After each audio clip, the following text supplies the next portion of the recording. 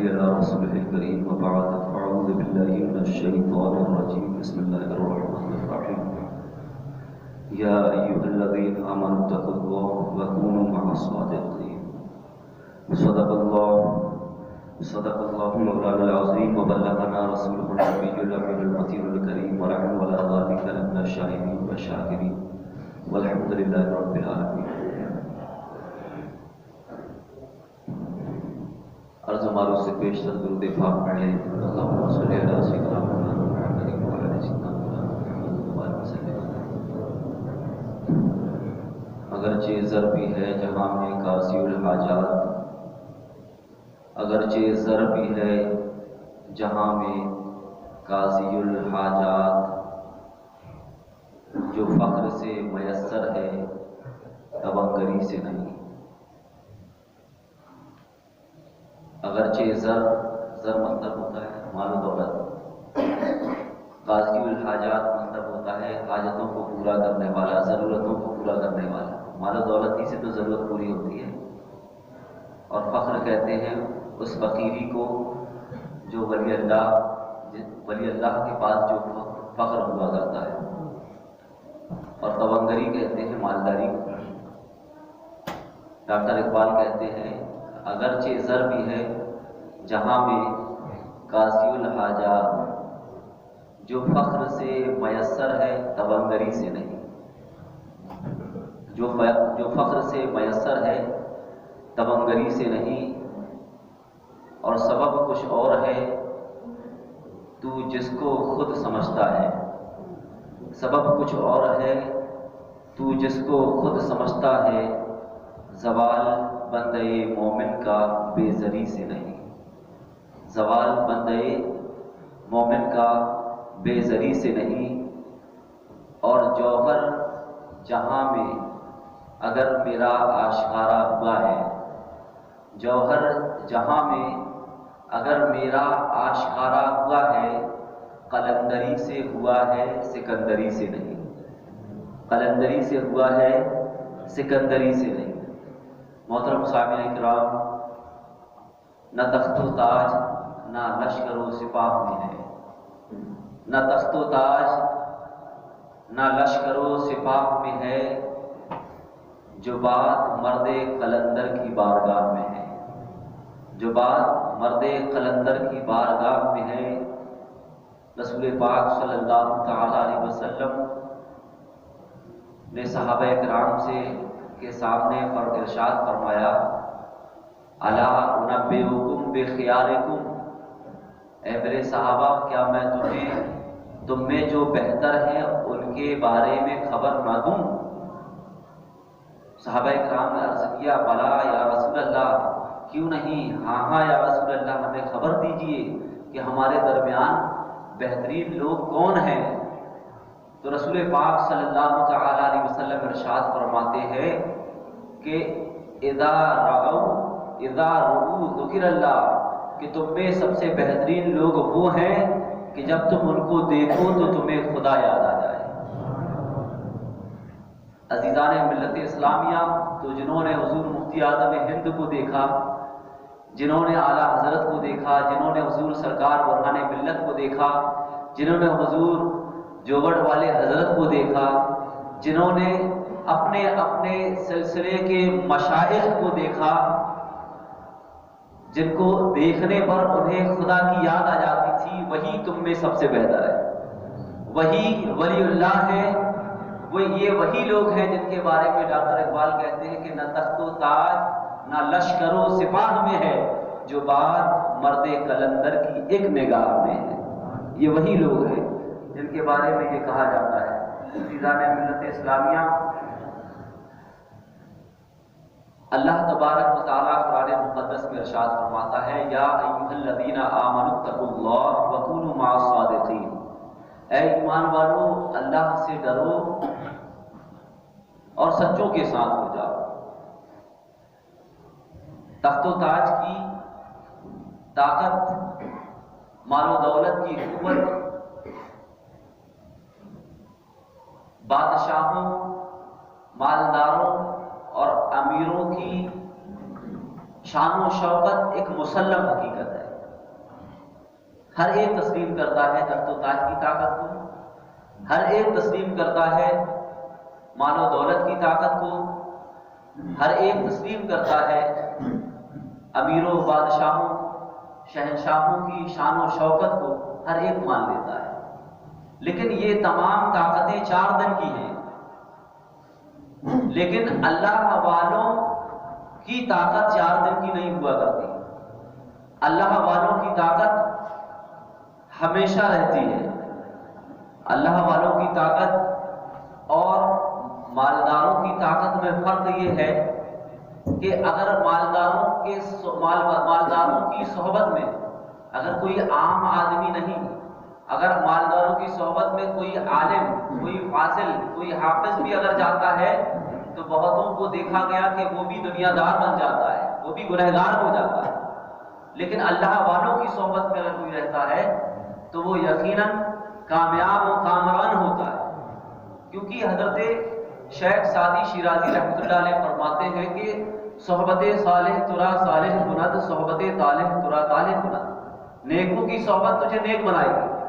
سمجھ رہے آپ؟ کیرم بورڈ کھیلنے والے کی صحبت تجھے کیرم ہی کھلوائے گی. سمجھ رہے؟ لوڈو کھیلنے والوں کی صحبت تجھے لوڈو ہی کھلوائے گی. اور پول گیم کھیلنے والوں کی صحبت تجھے یہی کام کروائے گی. تو صحبت صالح ترا صالح کند، صحبت طالح ترا طالح کند. حضرت شیخ سعدی شیرازی رحمۃ اللہ علیہ فرماتے ہیں کہ نیکوں کی صحبت نیک بناتی ہے اور بروں کی صحبت برا بناتی ہے. جو کوئی 4 لوگ ہیں، مان لیجئے کہ ناگپور جا رہے ہیں گھومنے کے لیے، لیکن اس میں کوئی ایسا شخص ہے جو نماز کو اہتمام کے ساتھ پڑھتا ہے. حضور سرکار شہنشاہ حق تقلیم بابا تاج الدین رضی اللہ تعالیٰ عنہ کی بارگاہ میں 4 لوگ جا رہے ہیں. 3 ایسے ہیں جو نماز نہیں پڑھتے. ایک ایسا ہے جس کو نماز کا پورا بالکل خیال ہے، تو وہ کچھ بھی ہو جائے وہ نماز پڑھے گا. جب وہ نماز پڑھے گا تو وہ ایسی جگہ کا انتخاب کرے گا جہاں نماز پڑھنا بآسان میسر ہو جائے، جہاں وضو خانہ بھی ہو، جہاں طہارت خانہ بھی ہو. پھر وہ ایسی جگہ گاڑی کو رکوائے گا، اور پھر جب جو 3 لوگ ہیں ساتھ میں ان کو کچھ تو شرم آئے گی. 3 نہیں تو کم سے کم اس میں سے 2 تو ایسا کریں گے کہ چلو یار ہم بھی پیشاب کر لیں اور ہم بھی وضو بنا کے 2 رکعت پڑھ لیں، قصر ہی تو کرنی ہے. 4 کی 2 ہی تو پڑھنی ہے. فرض ہار، سنت معاف، نفل صاف، اسی کو صبر کہتے ہیں. فرض ہار ہو جاتا ہے اس میں، سنت معاف ہو جاتا ہے اس میں، اور نفل صاف ہو جاتا ہے. تو 4 رکعت سنت عصر میں ہے اور 4 رکعت فرض عصر میں. تو ٹوٹل کتنی رکعتیں ہو گئی؟ 8 رکعت ہو گئی. اب گاڑی رکی، پیشاب تو لگی ہے، کرنا ہی ہے. منہ ہاتھ بھی دھو لے، تھوڑا فریش ہو جائیں گے. اب 2 بار اٹھک بیٹھک کر لیے تو نس وغیرہ، ہاتھ وغیرہ جو گاڑی میں بیٹھے بیٹھے جکڑ گئے، اکڑ گئے، وہ بھی ہو گئے. تو یہ تمام چیزیں جو ہوئیں یہ کس کی وجہ سے؟ صحبت صالح ترا صالح کند، صحبت طالح ترا طالح کند. کہ نیکوں کی صحبت نیک بناتی ہے اور بروں کی صحبت برا بناتی ہے. تو وہ 3 جو اگر گھر میں رہتے تو نماز نہیں پڑھتے، لیکن اس ایک شخص کی وجہ سے جو نمازی ہے، جو نماز کا ہر حال میں خیال رکھتا ہے، اس کی برکتیں، اس کی صحبتیں، اس کی نسبتیں ایسا کام کر گئیں کہ وہ لوگ سفر میں نماز پڑھ رہے. عزیزان ملت اسلامیہ، اسی لیے نیکوں کے ساتھ رہنے کا حکم دیا گیا. آج ہم میں سے ہر ایک کے ساتھ ایک شیطان موجود ہے. ہم میں سے ہر ایک کے ساتھ ایک بہت ہی بھیانک اور خطرناک شیطان موجود ہے، ایک فتنہ موجود ہے. پہلے ایسا ہوتا تھا کہ ہم اپنے بچوں سے کہتے تھے بیٹا فلاں جگہ مت جانا، فلاں جگہ مت جانا. کیوں؟ کیونکہ فلاں جگہ شریر لڑکے رہتے ہیں، بدماش لڑکے رہتے ہیں، جواری لڑکے رہتے ہیں، غلط عادتوں والے لڑکے رہتے ہیں. اے میرے بیٹے، اے میری بیٹی، فلاں جگہ نہیں جانا، فلاں کے ساتھ نہیں بیٹھنا. باپ یہ کہتا ہے، ماں یہ کہتی ہے کہ فلاں جگہ نہیں جانا. کیوں؟ کیونکہ فلاں جگہ فتنہ ہے، فلاں جگہ شر ہے، فلاں جگہ بدی ہے، فلاں جگہ برائی ہے. اے بیٹا وہاں نہیں جانا. آج ماں باپ کیا کریں؟ پہلے تو فتنہ کہیں کہیں ہوتا تھا تو ان جگہوں کی ماں باپ نشان نہیں کر دیتے تھے کہ اے میرے بیٹے فلاں فلاں جگہ نہیں جانا، لیکن آج ماں باپ پریشان ہیں، آج ماں باپ حیران ہیں کہ آخر اپنے بچوں کو فتنوں سے کیسے بچائیں، آخر اپنے بچوں کو شرارتوں سے کیسے بچائیں، اب آج اپنے بچوں کو فتنوں سے کیسے بچائیں؟ کیوں؟ کیونکہ آج کہیں مخصوص جگہ فتنہ نہیں ہے، آج گھر گھر فتنہ ہے، آج گھر گھر برائی ہے، اور صرف گھر گھر برائی نہیں ہے بلکہ ہر ہاتھ میں برائی ہے، ہر ہتھیلی میں برائی ہے۔ عزیزان ملت اسلامیہ، جسے ہم اور آپ بخوبی جانتے ہیں کہ وہ فتنہ موبائل ہے جو ہماری ہتھیلی میں ہے، وہ برائی ہمارے ہاتھ میں ہے، جو وہ برائی جسے ہم اور آپ موبائل کہتے ہیں۔ عزیزان ملت اسلامیہ، اب ایسی صورتحال میں جہاں ہر ہر ہاتھ میں فتنہ ہے، ہر ہر ہاتھ میں برائی ہے، اب ماں باپ کا کام بڑھ جاتا ہے، اب ماں باپ کی ذمہ داری گناگوں ہو جاتی ہے، اب ماں باپ کی ذمہ داری بہت زیادہ ہو جاتی ہے۔ اب ماں باپ کی ذمہ داری یہ ہے کہ وہ اس فتنے کی صحبت میں، اس فتنے کی نسبت میں، اس فتنے کی محبت میں کہیں وہ برباد نہ ہو جائیں، تو اب ماں باپ کی ذمہ داری بڑھ گئی کہ اب کمبل کے اندر بھی اپنے بچوں کو دیکھنا ہے، گھر کے کسی گوشے میں بھی اپنے بچوں پر نظر رکھنی ہے، گھر کی چھت میں بھی اپنے بچے پر نظر رکھنی ہے۔ کیوں؟ کیونکہ یہ ایسا فتنہ ہے جو بچوں کی جوانی کو بھی برباد کر سکتا ہے، بچوں کی زندگانی کو بھی برباد کر سکتا ہے، جو بچے کو نیک سے بہت ہی بدتر بنا سکتا ہے۔ یہ ایسا فتنہ ہے، یہ اب وہ دور چلا گیا، یہ بڑا ہی بھیانک دور ہے، یہ 2023 آنے والا ہے۔ عزیزان ملت اسلامیہ، اب ہماری ذمہ داری بہت بڑھ جاتی ہے۔ تم کتنا بھی کہہ دو کہ میرا بچہ بہت چھوٹا ہے، میرا بچہ بہت نیک ہے، سیدھا سادہ ہے، لیکن بھائی اس کو اتنی عقل ہے کہ لوگوں کے سامنے نیک اپنے آپ کو ثابت کرنا، اس کو اتنی عقل ہے کہ اپنے باپ کے سامنے ہمیں اپنے آپ کو نیک ثابت کرنا ہے۔ وہ نیک ثابت تو کر رہا ہے، لیکن کیا وہ واقعتاً نیک ہے؟ کیا وہ واقعی میں پرہیزگار ہے؟ یہ کام کرنا، یہ اس عمل پر اسے ثابت قدم رکھنا، یہ ماں باپ کی ذمہ داری ہے۔ ماں باپ اگر دیکھیں گے تو اس کو ایسی برے فتنے کی سنگت سے دور رکھیں گے۔ موبائل کا جو فتنہ ہے، اس فتنے سے بچوں کو دور رکھا جائے گا تو بچے اوریانیت سے دور ہو جائیں گے، ننگے ناچ دیکھنے سے بچ جائیں گے، بےہودگی سیکھنے سے بچ جائیں گے، ادھر ادھر کی باتوں میں اپنا وقت برباد کرنے سے بچ جائیں گے، تو وہ وقت دوسرے کاموں میں لگائیں گے، وہ وقت نمازوں میں لگائیں گے، وہ وقت تلاوتوں میں لگائیں گے، وہ وقت نیکیوں میں لگائیں گے۔ کتنا ڈھیر سارا وقت ایک آدمی جتنا نوکری میں وقت دیتا ہے، اس سے تھوڑا بہت کم یا اس سے تھوڑا بہت زیادہ یا اتنا ہی وقت ایک آدمی آج موبائل میں دیتا ہے۔ بہت ہی آسانی سے پلاٹ بیچ رہے ہیں، پلاٹ بیچنے کا کام کرتے ہیں، ایک جگہ بیٹھ گئے، کرسی لگا کے، ٹیک لگا کے، گراہک آ رہے ہیں تو ٹھیک ہے، نہیں آ رہے تو کیا ہوا؟ ہمارے پاس ڈاٹا تو ہے، ہمارے پاس ڈاٹا اتنا ہے کہ ہمیں بے روزگاری کا، ہمیں تنگی کا، ہمیں مفلسی محتاجی کا بالکل احساس ہی نہیں ہوتا ہے کہ ہم کہاں سے کہاں آ کر گر چکے ہیں، ہمیں پتہ ہی نہیں چلتا ہے۔ ہمیں پتہ ہی نہیں چلتا کہ صبح سے شام ہو گئی، ابھی تک ایک گراہک ہمارے دروازے پر دستک نہیں دے رہا ہے۔ ہمارے احساس کو مار دینے والے فتنے کا نام وہ ہے جو ہماری ہتھیلی میں۔ عزیزان ملت اسلامیہ، تو صحبت صالح ترا صالح کنت، اور جب آپ نیکوں کی صحبت میں آ جاتے ہیں تو پھر کیا ہوتا ہے؟ جب آپ اچھوں کی صحبت میں آتے ہیں تو کیا ہوتا ہے؟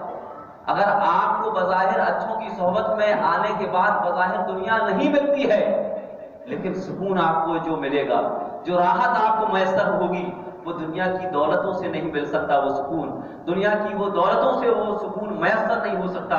عزیزان ملت اسلامیہ، ڈاکٹر اقبال ارشاد فرماتے ہیں کہ شنیدم کے در روز امید و بیم بداں را و بخشت بنیکا کریم، شنیدم کے در روز امید و بیم بداں را و بخشت بنیکا کریم، کہ میں نے سنا ہے کہ قیامت کے دن اللہ تبارک و تعالی بروں کو نیکوں کے صدقے میں بخش دے گا، نیکوں کے صدقے میں بخش دے گا۔ وہ برا تھا لیکن صحبت میں تھا، کس کی؟ وہ گنہگار تو تھا لیکن اس نے صحبت پالی تھی، کس کی؟ نیکوں کی، تو اللہ تبارک و تعالیٰ ایسا قریب ہے، ایسا بخشنے والا ہے کہ وہ بروں کو نیکوں کی سنگت، نیکوں کی نسبت، نیکوں کی صحبت اور نیکوں کی برکت کی وجہ سے بخش دے اللہ تبارک۔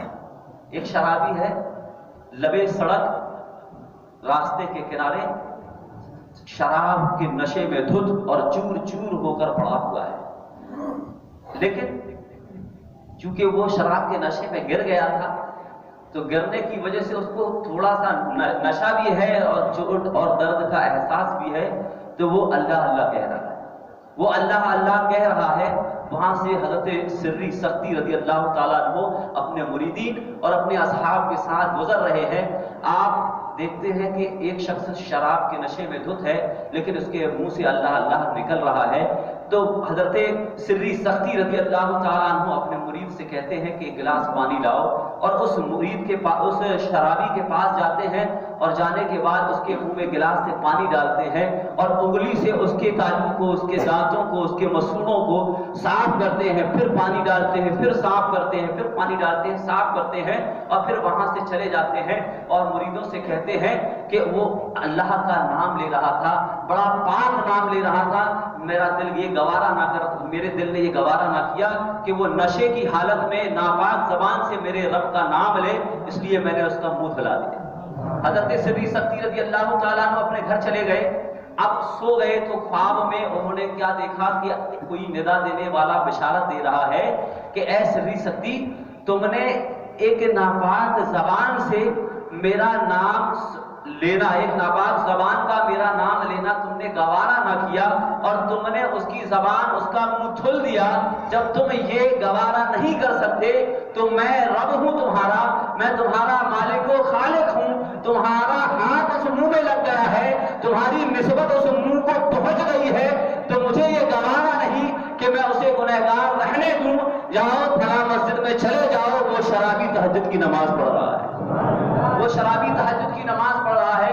اب حضرت سری سختی رضی اللہ تعالیٰ عنہ وہاں پہنچتے ہیں اور جا کر دیکھتے ہیں کہ وہ شرابی جو کل نشے میں دھت ہو کر راستے کے کنارے نالی کے پاس پڑا ہوا تھا، آج وہ مسجد میں تہجد کی نماز ادا کر رہا ہے۔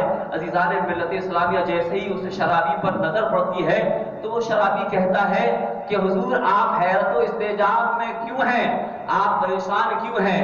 جو میرے ساتھ تبدیلیاں ہوئی ہیں، جو مجھ پر تبدیلیاں ہوئی ہیں، اس سے اللہ تبارک و تعالیٰ نے آپ کو باخبر کر دیا، آپ کو مطلع کر دیا، یعنی آپ حیران و پریشان کیوں ہیں؟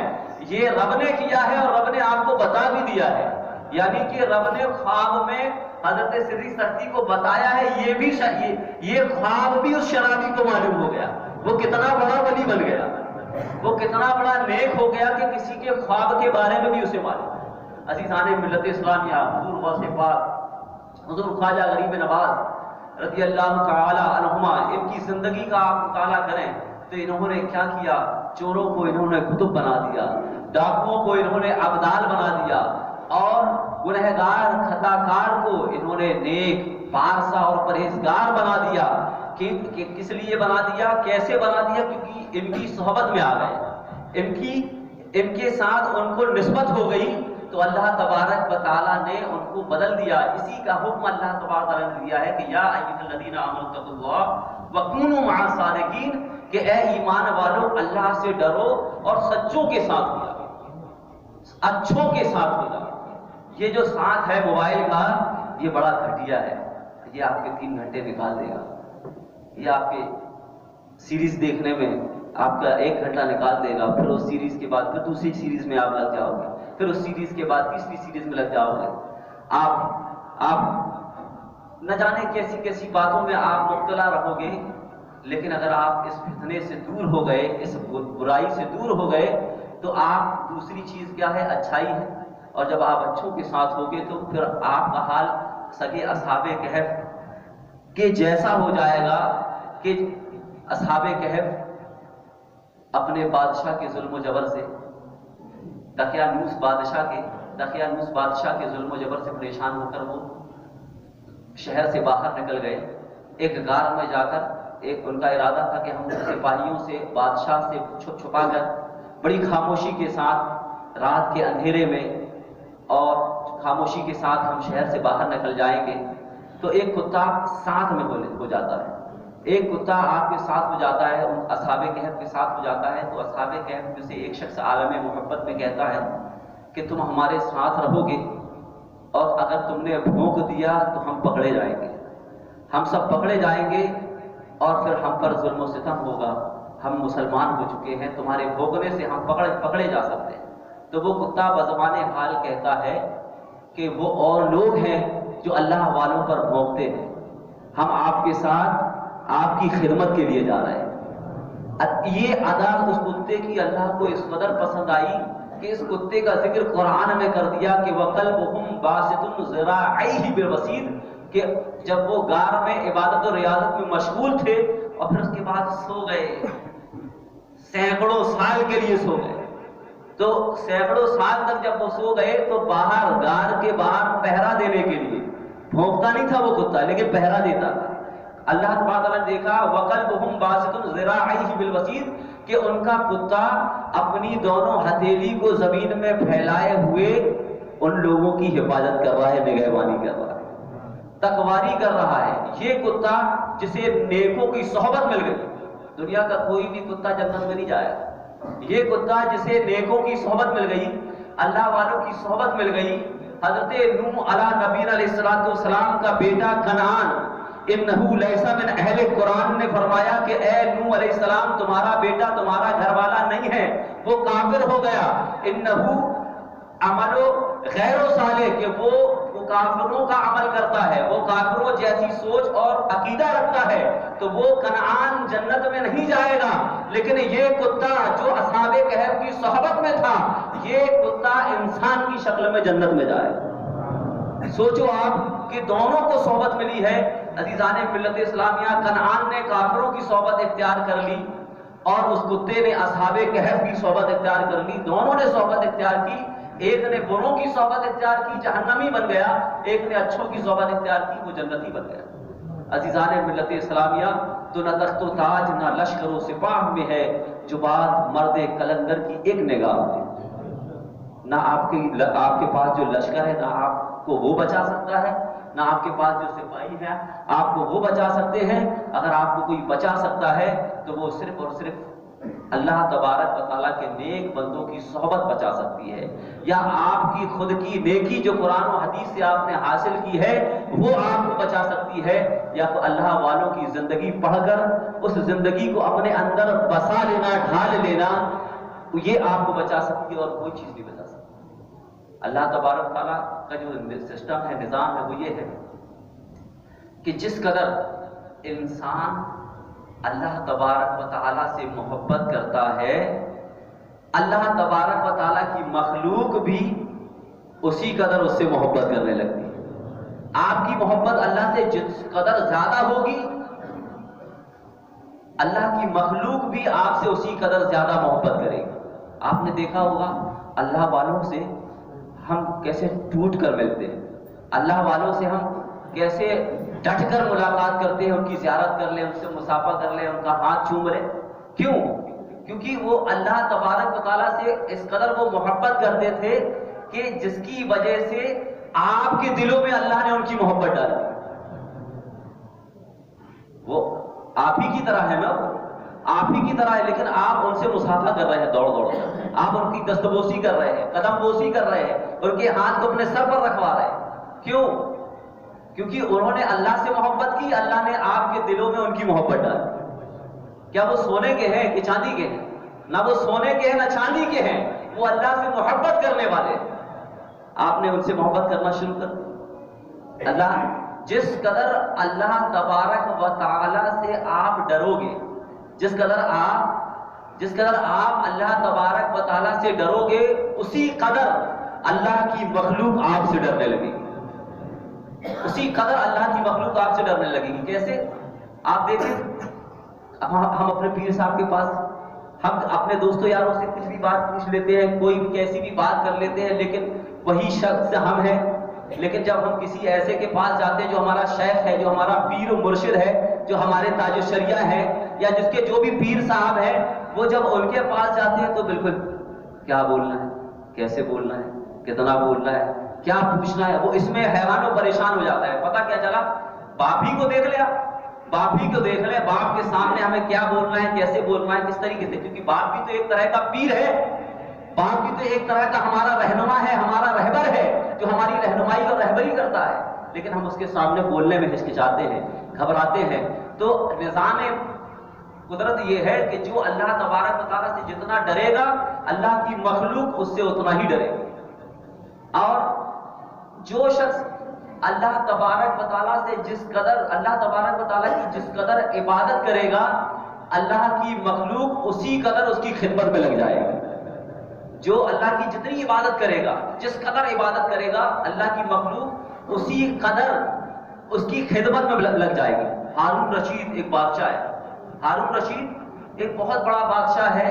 ان کی بیوی زبیدہ ہے، اپنے محل میں کھڑے ہیں، محل کی کھڑکی سے دیکھ رہے ہیں مسجد کے دروازے پر نظر کرتے دیکھتے ہیں کہ ابو یوسف، امام اعظم ابو حنیفہ کے دو سب سے اہم شاگرد ہیں، جو سب سے خاص شاگرد ہیں امام اعظم ابو حنیفہ کے. ایک امام ابو یوسف اور ایک امام محمد، یہ دو سب سے خاص شاگرد ہیں. سلطان ہارون رشید اپنے محل کی کھڑکی میں کھڑکی سے مسجد کے دروازے کو دیکھتا ہے. وہ کیا دیکھتا ہے کہ امام ابو یوسف مسجد میں داخل ہو رہے ہیں. وہ دیکھتا ہے کہ امام ابو یوسف اپنی چپلوں کو اتارتے ہیں اور مسجد کے اندر داخل ہو جاتے ہیں. جیسے ہی وہ چپل کو اتارتے ہیں تو ہارون رشید دیکھتا ہے کہ امام ابو یوسف کے شاگرد چپل اٹھانے کے لیے جھپٹتے ہیں.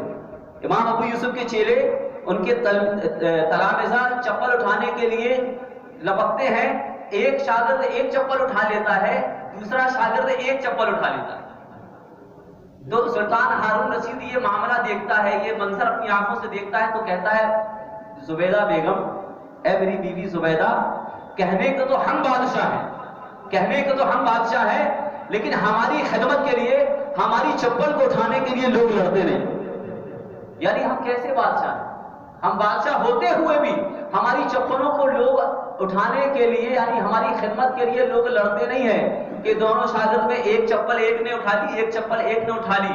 بادشاہ تو وہ ہیں کہ جو اللہ کی عبادت میں اس قدر آگے بڑھ گئے کہ لوگ ان کی خدمت میں مارے جا رہے ہیں. عزیزان ملت اسلامیہ، پھر سلطان ہارون رشید کیا دیکھتا ہے کہ ایک گمچھا بچھایا گیا، اس میں دونوں شاگردوں نے اپنے حصے کی چپلیں رکھی. ایک نے اپنی چپل رکھی، ایک نے اپنی چپل رکھی.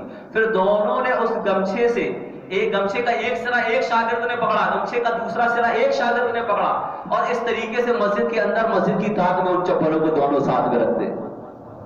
بتائیے آپ یہ کیسے، یہ مزاج کیسے کہ اللہ کی جس قدر آپ عبادت کرو گے، اللہ کی مخلوق آپ کی اسی قدر خدمت کرے گی، آپ کو اسی قدر نوازے گی. سلطان ہارون رشید بھی حیران و ششدر ہے کہ امام ابو یوسف کو کیا انعام رب نے عطا فرمایا، کیا خدمت اور کیا غلامی رب نے عطا فرمائی کہ آپ کے شاگرد آپ سے کیسی محبت کرتے ہیں. عزیزان ملت اسلامیہ، تو اگر آپ چاہتے ہیں کہ دنیا آپ سے محبت کرے تو آپ کو اللہ تبارک و تعالیٰ سے محبت کرنی ہوگی. آپ چاہتے ہیں کہ دنیا میں آپ کا رعب پیدا ہو جائے، آپ کا رعب و دبدبہ آ جائے، تو آپ کو اللہ تبارک و تعالیٰ سے ڈرنا ہوگا صرف. اور اگر آپ چاہتے ہیں کہ دنیا آپ کی خدمت کرے تو آپ کو عبادت و ریاضت میں آگے بڑھنا ہوگا. عزیزان ملت اسلامیہ، نیکوں کی صحبت نیک بناتی ہے، بروں کی صحبت برا بناتی ہے. اللہ تبارک و تعالیٰ سے دعا ہے کہ ہم سبوں کو اچھوں کی صحبت اختیار کرنے کی توفیق عطا فرمائے. السلام علیکم ورحمۃ اللہ.